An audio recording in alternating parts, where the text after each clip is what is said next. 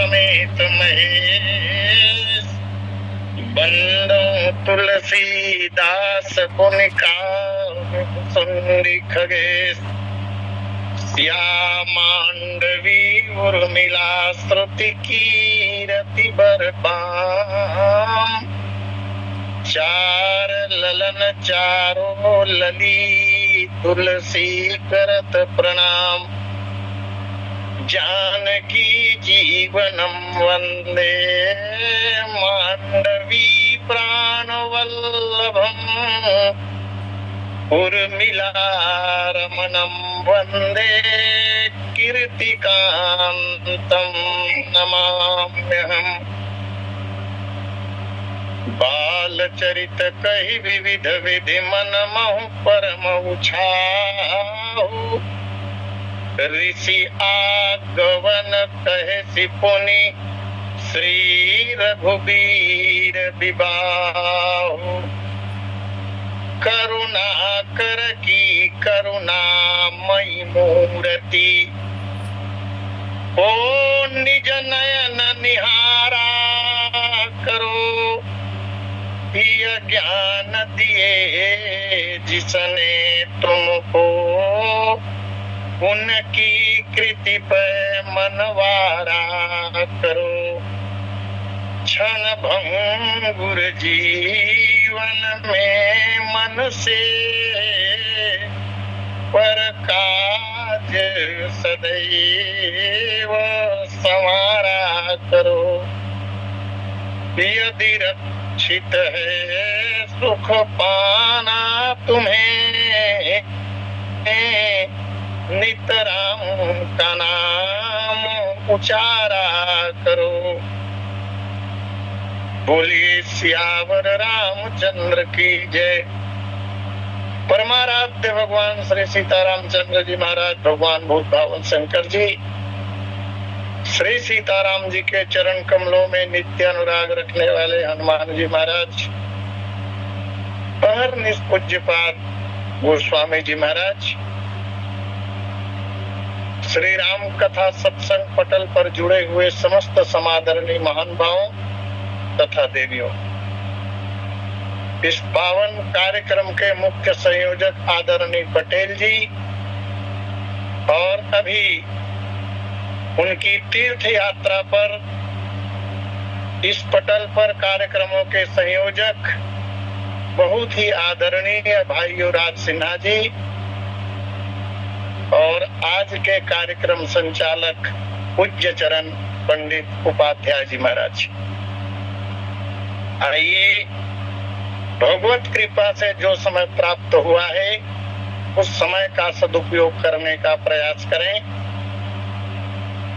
भार्गव गर्भदलन अर्थात लक्ष्मण परशुराम संवाद पर आप आज द्वितीय भाग सुन पा रहे हैं। कल की कथा में हम लोगों ने दर्शन किया था भगवान श्री रामचंद्र जी के द्वारा धनुष का खंडन हो जाने के बाद दुष्ट राजाओं के द्वारा अनर्गल प्रलाप, भगवान का जय जयकार, न्यौछावर, श्री सीता जी का भयभीत होना, पश्चात कुमार लक्ष्मण का क्रोधित होना, लेकिन मानस जी के अनुसार अभी लखनलाल जी महाराज बोले नहीं हैं। ठीक उसी समय तेही अवसर सुनिश्चित धनु भंगा, आए भृगुकुल कमल पतंगा। श्री शिव जी के धनुष के टूटने की आवाज को सुनकर भृगुकुल रूपी कमल को खिलाने वाले सूर्य भगवान परशुराम जी महाराज आते हैं। यह वह समय है, वस्तु स्थिति को देखते हुए युद्ध की तैयारी लगभग हो गई है दुष्ट राजाओं के द्वारा। राज समाज जिस उद्देश्य से वहां पर इकट्ठा हुआ था उसमें कदाचित बाधा उत्पन्न होने की संभावना दिखाई दे रही थी। रानियों ने भगवान ब्रह्मा से आग्रह किया, मनाया भगवान ब्रह्मा को कि भगवान क्या होने वाला है। व्यक्ति अगर सच्चे हृदय से भगवान को पुकारे तो समस्या का समाधान अवश्य होता ही है। बस उसी समय, जिस समय अनहोनी की प्रबल आशंका दिखाई दे रही थी, ऐसे समय में ही भगवान परशुराम का आगमन हुआ। निवेदन करूं मैं, भगवान श्री रामचंद्र जी महाराज ने जिस समय धनुष का खंडन किया, धनुष के टूटने की आवाज सभी लोगों में जब फैल गया, घोर आवाज थी वो। उस समय भगवान परशुराम जी महाराज महेंद्राचल पर्वत में योग निद्रा में अवस्थित थे। भगवान के ध्यान में डूबे हुए थे, ब्रह्मानंद का अनुभव कर रहे थे, ब्रह्मानंद में निमग्न थे उस समय।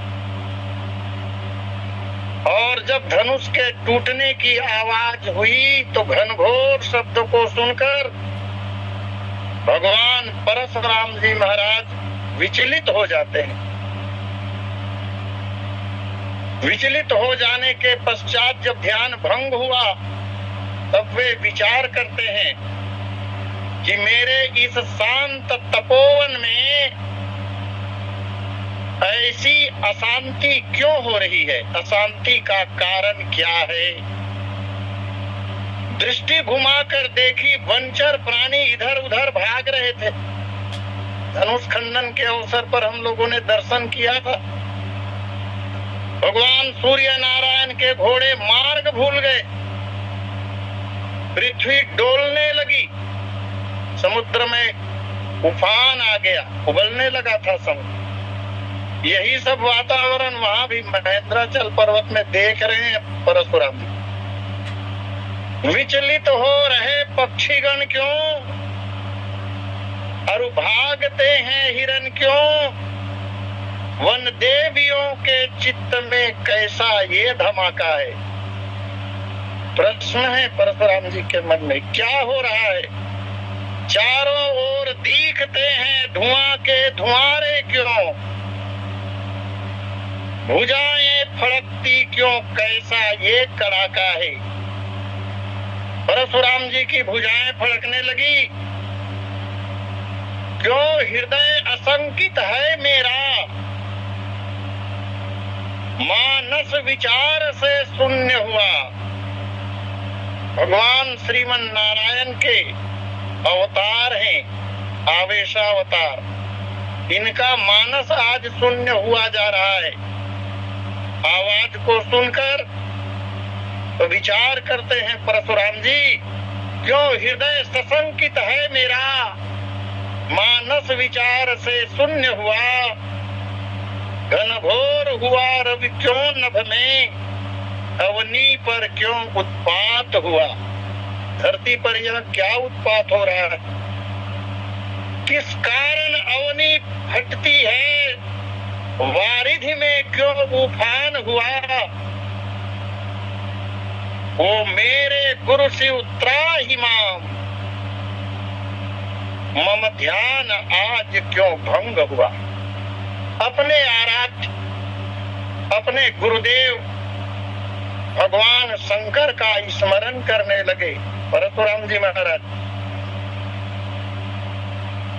और भगवान से ही प्रश्न भी कर रहे हैं। उस स्थिति को देखकर,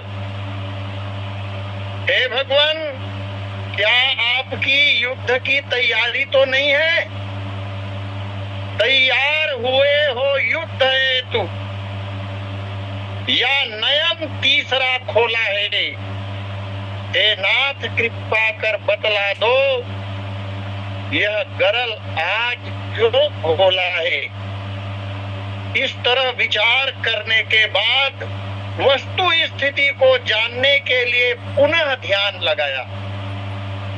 परशुराम जी महाराज ने दोबारा ध्यान लगाया और जैसे ही दोबारा ध्यान लगाया वे जान गए कि मिथिला में जनकपुर में किसी ने मेरे गुरु शिव जी के धनुष को तोड़ दिया है, यह आवाज उसी की है। ऐसा जानकर परशुराम जी महाराज मिथिला की ओर चले। देव पुरुष थे, मार्ग में चलते हुए उन्होंने देवताओं के द्वारा किए गए यशोगान को सुना। धनुष टूटने पर जनकपुर में जो यशोगान हो रहा है उसे सुना उन्होंने, और फिर धनुष का भंग होना जानकर परशुराम जी महाराज तेहि अवसर सुनी शिव धनु भंगा आए भृगुकुल कमल पतंगा। ये तेहि अवसर शब्द मैं उस बात पर नहीं जाऊंगा कहाँ कहाँ आया है। तेहि अवसर शब्द कथा में मोड़ को बताता है। कोई कथा चल रही हो, कोई बात चल रही हो, कोई प्रसंग चल रहा हो, कोई घटना घट रही हो और उसके पूरा होने के पहले अगर कोई दूसरी बात आ जाए तब वहां पर मानसकार गोस्वामी जी महाराज तेहि अवसर शब्द का प्रयोग करते हैं। कहा जाता है कि ये मानस जी में 30 बार आया है। हम परशुराम जी महाराज बहुत ज्यादा क्रोध में तो नहीं है, आगे पंक्ति आएगी, थोड़ा सा क्रोध जरूर है उनको, लेकिन परशुराम जी महाराज का थोड़ा क्रोध करना भी जगत के लिए तो बहुत है। सामान्य दृष्टि से भी जब किसी को देख देते हैं, अपना कृपा पात्र समझकर अगर देख देते हैं तो लोग कांपने लग जाते। ऐसा स्वभाव ही है उनका जन्मजात। अब भगवान परशुराम जी महाराज मन में विचार करते हुए जा रहे हैं, कौन पैदा हुआ मेरे गुरु के धनुष को तोड़ने वाला? मेरे गुरु के धनुष को तोड़ने वाला शिव जी का द्रोही है।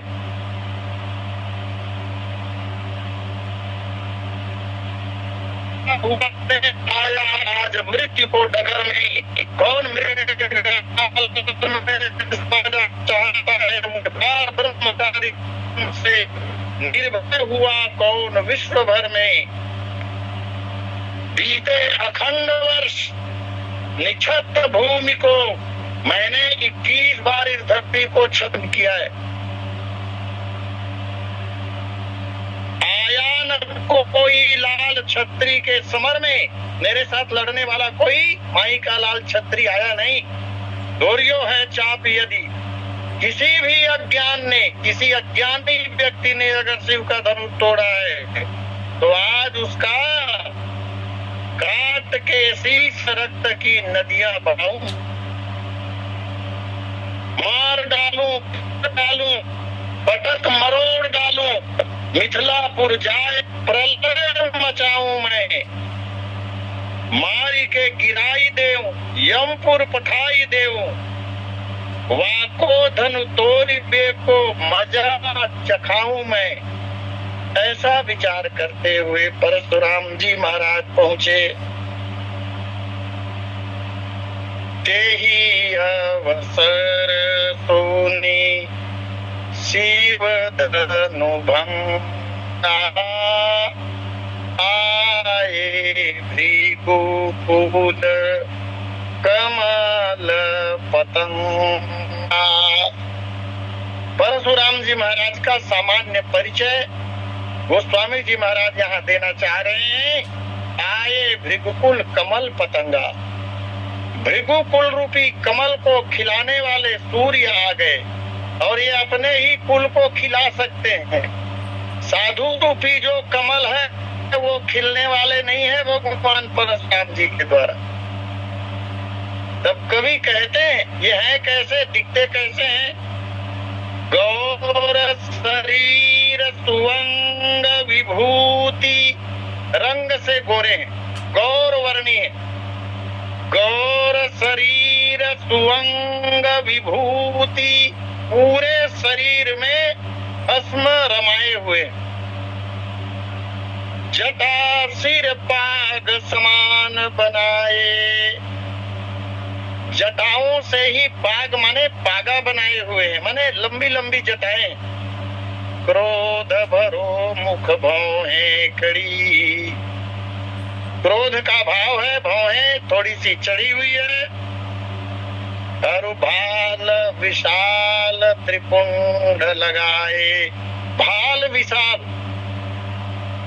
परशुराम जी महाराज के भाल को विशाल कहा गया। भाल ऊंचा भी है, चौड़ा भी है, और ऊंचे और चौड़े भाल पर मस्तक पर सुंदर त्रिपुंड लगाए हुए। हाथ कमंडल मृग छाल, कमंडल धारण किए हैं, मृग छाल है।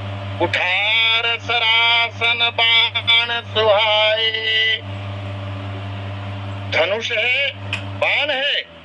अब बद्रिश क्रोधित नयन किए, भृगुनायक सीय स्वयंवर आए, स्वयंवर सभा में आए। भृगुकुल कमल पतंगा, भृगुकुल में उत्पन्न होने के कारण इन्हें भृगुकुल कमल पतंगा है। महर्षि भृगु ने भगवान ब्रह्मा जी एवं शिव जी का अपमान किया था, ये जगत जानता है। मैं निवेदन ये कर रहा हूँ, भृगुकुल कमल पतंगा क्यों है? जब साधु राजा रूपी या संत रूपी कमल को ये खिलाने में समर्थ नहीं हुए, केवल अपने वंश रूपी कमल को खिलाने वाले सूर्य हैं। इनके कारण, इनके कर्म के कारण, इनके कार्यों के कारण भृगुवंशी जो होते थे वो बहुत प्रसन्न होते थे, और उसका कारण यही है। वो कथा सब जानते हैं, मैं अत्यंत संक्षेप में निवेदन करूं। महर्षि भृगु हुए, तीनों देवताओं में श्रेष्ठ किसे माना जाए, यह एक प्रश्न था, और इसका समाधान करने के लिए महर्षि भृगु से निवेदन किया गया। उस समय भृगु ने ब्रह्मा और शिव जी का अपमान किया, भगवान श्रीमन नारायण की छाती में लात मारी। उसी कुल में भृगु के पश्चात जमदग्नि, और महाराज जमदग्नि के पुत्र हुए परशुराम जी। तो भृगु वंश में इनका अवतरण हुआ। माता का नाम रेणुका कहा जाता है, और भृगु वंश में अवतरित होने के कारण परशुराम जी महाराज को भार्गव कहा जाता है। यह परम पूज्य कुल है, पूज्य कुल में ये उत्पन्न हुए हैं, और पूज्य कुल में उत्पन्न होने के कारण ये भृगुकुल कमल पतंगा कहे जाते हैं। यद्यपि महाराज भृगु भी उग्र स्वभाव के ही रहे हैं, कथा से पता चलता है, लेकिन वीरता की दृष्टि से यदि देखा जाए तो भृगु वंश में परम वीर रूप सूर्य परशुराम जी महाराज ही है। इसलिए भी परशुराम जी महाराज को भृगुकुल कमल पतंगा कहा गया। पतंगा के दो अर्थ हैं, एक सूर्य को पतंगा कहते हैं, और दूसरा दीपक में गिरकर जो कीड़ा होता है, मरते हैं जो, उनको भी पतंगा कहते हैं। परशुराम जी महाराज के लिए ये दोनों अर्थ सिद्ध होंगे, दोनों अर्थ लागू होंगे, लेकिन जिस उद्देश्य से इस पंक्ति में पतंगा कहा गया है, यहाँ पर अर्थ जो है वह सूर्य के रूप में ही है। भगवान शंकर माता पार्वती को कथा सुना रहे हैं, भगवान परशुराम जी महाराज जब चलने लगे थे महेंद्राचल पर्वत से, एक बात निवेदन करूंगा, भगवान परशुराम रात में कभी धरती पर नहीं रहते थे। महेंद्राचल पर्वत में तपस्या करते थे, यही इनकी तपस्या स्थली है। इसका कारण यह कहा जाता है कि इस धरती को 21 बार जब क्षत्रियों से हीन किया, पूरे भूमंडल को अपने अधीन कर लिया, तब भगवान परशुराम ने महर्षि कश्यप को सारी धरती दान में दे दी। और जब पूरी धरती दान में दे दी तो दान की हुई वस्तु का उपयोग नहीं किया जाता। और महर्षि कश्यप ने भी कहा था कि तुम्हें अब पृथ्वी पर नहीं रहना है, धरती पर नहीं रहना है। दिन में तपस्या करोगे तो भगवत कार्य होने के कारण रह सकते हो। युवराज भाई आवाज सुनाई नहीं देते। का समय होता है, विश्राम का समय होता है रात, इसलिए रात में तुम्हें रहना ही नहीं है। और तब से परशुराम जी महाराज महेंद्राचल पर्वत पर ही रहते थे। जब ये चलने लगे थे महेंद्राचल पर्वत से, और अभी अभी शिव धनुष के टूटने से जब धरती डोली थी तो कैलाश भी डोला था। भगवान शंकर से माता पार्वती ने पूछा है इस बात को, भगवान क्या हो रहा है?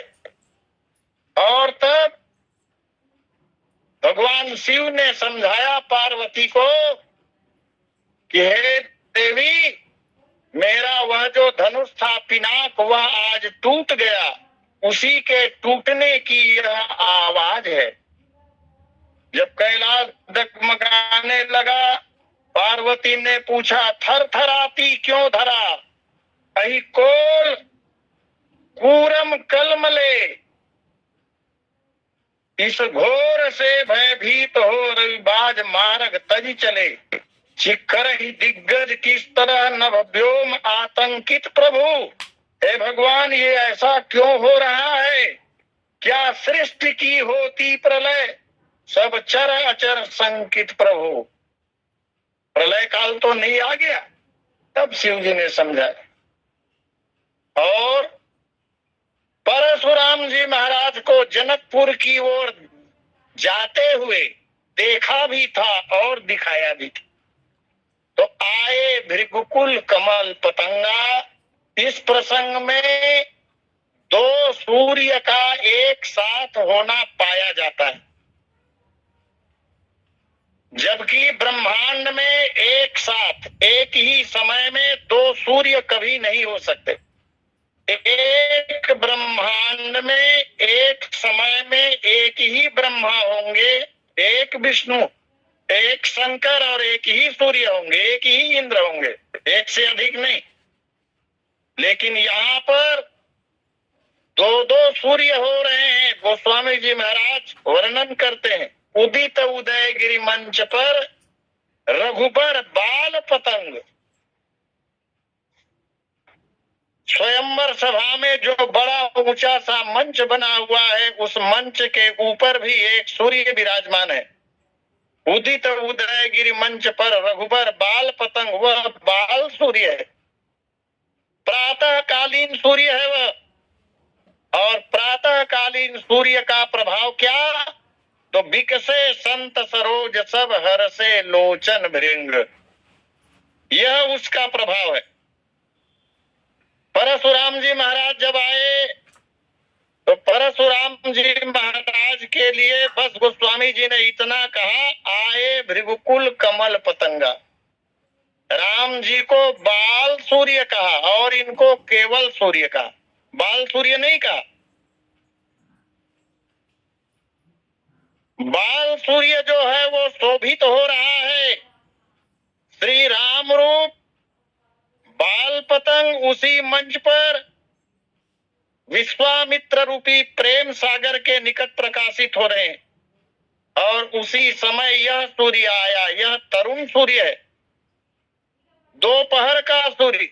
और समय भी देखिए ना, प्रातः काल से स्वयंवर सभा का आयोजन हुआ। सब राजा लोग धनुष का खंडन करने के लिए क्रमबद्ध उठकर गए और मध्याह्न काल में ही दोपहर के समय ही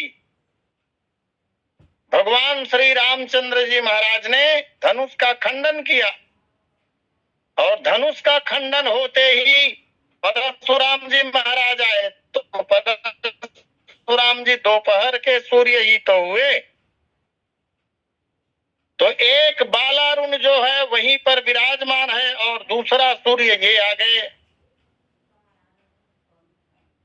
पहले वाला जो सूर्य है बाल पतंगा जो है वो संत रूपी कमल को खिला रहे हैं, लेकिन यह दोपहर वाला जो तरुण सूर्य है वह केवल और केवल अपने कुल के लोगों को, कुल के कमल को खिलाएंगे, अन्यों को नहीं। परशुराम जी महाराज जब जब शौर्य और वीरता का कार्य करते थे, जब जब क्षत्रियों का संहार करते थे, तो भृगु वंश के जो मुनि महात्मा थे, संत थे, लोग थे, वे सब बहुत प्रसन्न होते थे।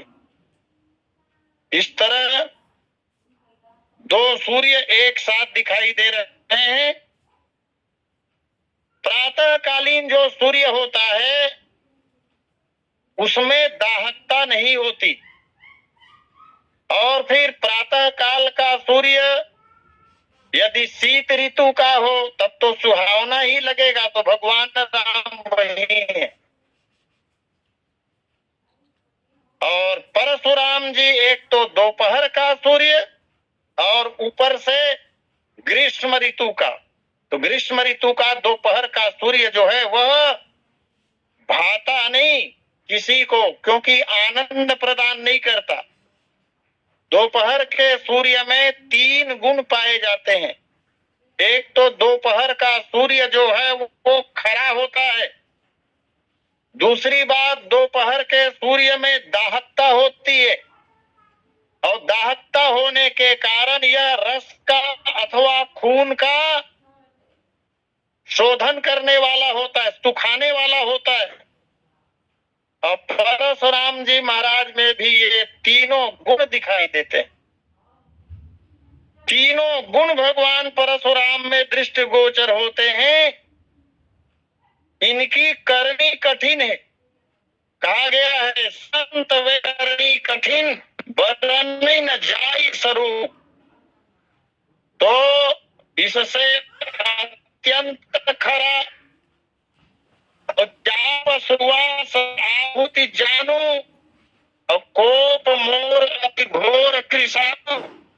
इससे दाहकता का भाव पता चलता है। इस तरह भगवान परशुराम जी महाराज अब खून कैसे सोख लेते हैं या वनस्पति के रस को कैसे सोख लेते हैं, तो कहा गया भ्रिकुटी कुटिल नयन हरिसराते सहज चितवत मनहु रिसाते। खून का सोख लेना है। इस तरह परशुराम जी महाराज को पतंगा कहा और आगे चलकर यहाँ भगवान राम को भी बाल पतंगा कहा गया। लेकिन आगे चलकर इस प्रसंग में भगवान राम को भानु भी कहेंगे। गोस्वामी जी महाराज रघुकुल भानु कहेंगे। लखन उत्तर आहुत सरिसा भृगुगण को कृतान बढ़त देख जल सम वचन बोले रघुकुल भानु।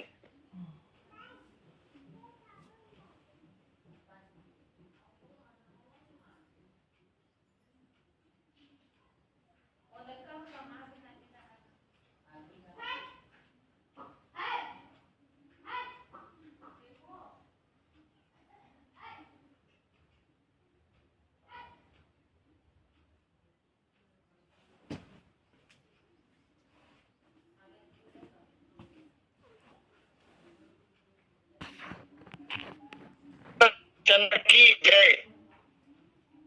तमस्या हेलो, हाँ जी, आवाज जा देगा।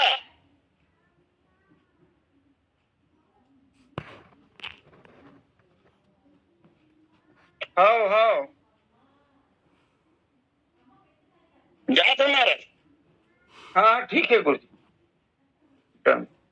जी, यद्यपि यद्यपि सूर्य पतंग भानु भास्कर ये सब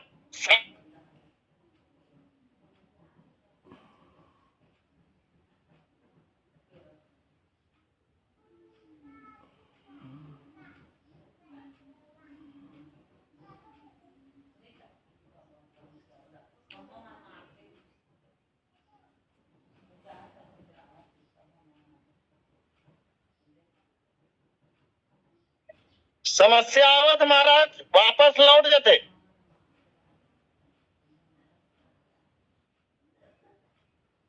है बोलो। हाँ, वापस लौट जाते महाराज। हैं?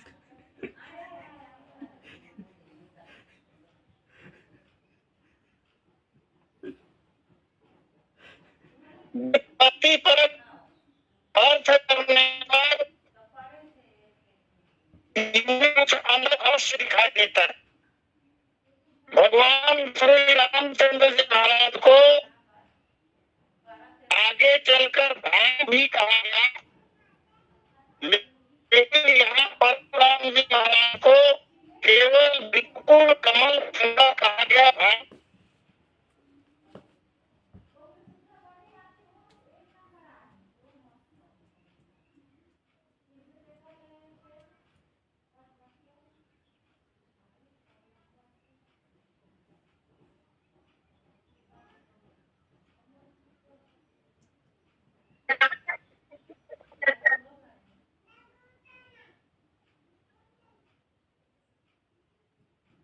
कुछ कठिनाई आवत महाराज जी।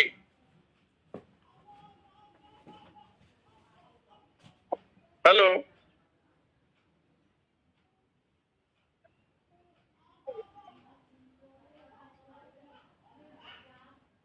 हाँ गुरुदेव।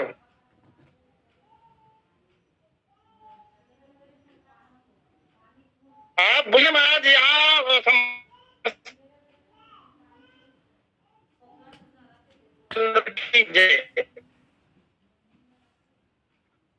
ऊपर लौट जाते घर। हाँ नहीं, वैसे अभी तो चलो फिर गुरुदेव आपके ये है।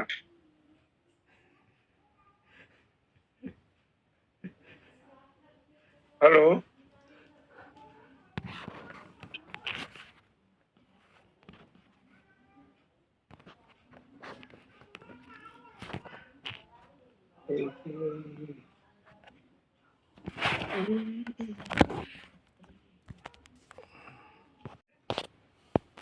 अभी आप आचार्य जी से ही अवसर सुनिशिव धनुभंगा आय भृगुकुल कमल पतंगा पर गहन विशद चिंतन सुन रहे थे। हम लोग जुड़े हुए थे और उधर सर्वर की समस्या है।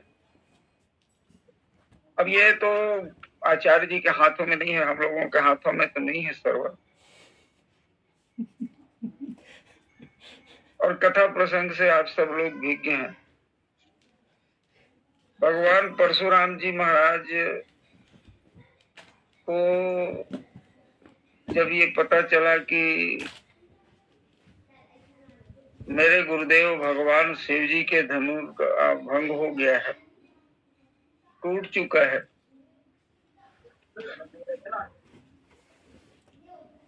तो उनको भगवान शिव जी बताए थे कि जिस समय ये धनुष की मुक्ति होगी, क्योंकि भगवान शिव जी के ही तो शिष्य थे परशुराम जी। भगवान शिव जी कहते कि उस समय जिस समय ये धनुष मुक्त होगा, ये दधीची जी के नाक की हड्डी से बना हुआ धनुष था और उसमें वह धनुष ऐसे ही निर्जीव धनुष नहीं था, वह धनुष सजीव था। तो उन्होंने मुक्ति मांगी थी भगवान शिव जी से। तो मुक्ति के लिए भगवान श्री रामचंद्र जी उनको जब दो भाग में तोड़े